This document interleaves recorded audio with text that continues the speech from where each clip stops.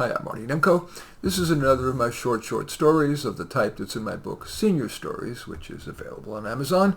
This one is called 60 and Looking for Love. I'm 60 and divorced from my cold wife. I know. I'm sure I'm telling only my side of the story, but really she is an iceberg. When I would come home, she usually didn't stop what she was doing. She would stop mainly when I asked about her day.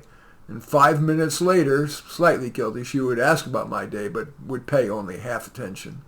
She'd shrug at my accomplishments, but loved when I praised hers.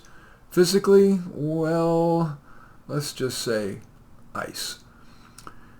For some months after we parted, I welcomed the freedom, but soon decided I wanted to look for love.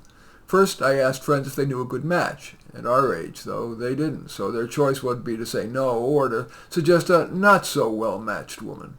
For example, I went out with a 35-year-old hottie whose only magazine subscription was to People.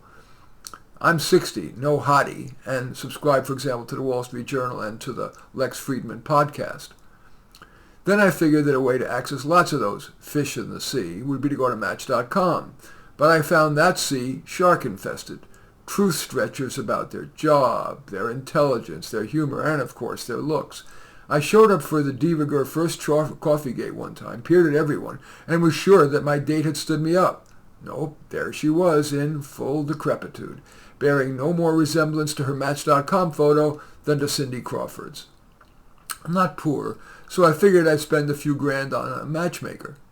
She said she'd set me up with 6 well-matched women and offered a money-back guarantee. Well, none came close to being a match, so I asked for my money back, and she wrote, "I'm sorry, but you didn't fulfill your part of the contract. Clause 7, paragraph 3 states, the money-back guarantee applies only if the client has gone on 2 dates with at least half of the 6 matches.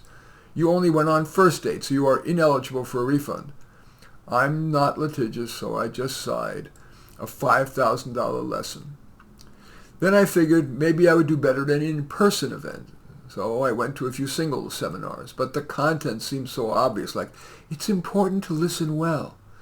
Then I decided that maybe one-shots are too short, so I took an 8-day, 7-night singles cruise. I had nice conversations and felt I should invite at least one woman back to my cabin, but I just didn't find anyone I wanted to.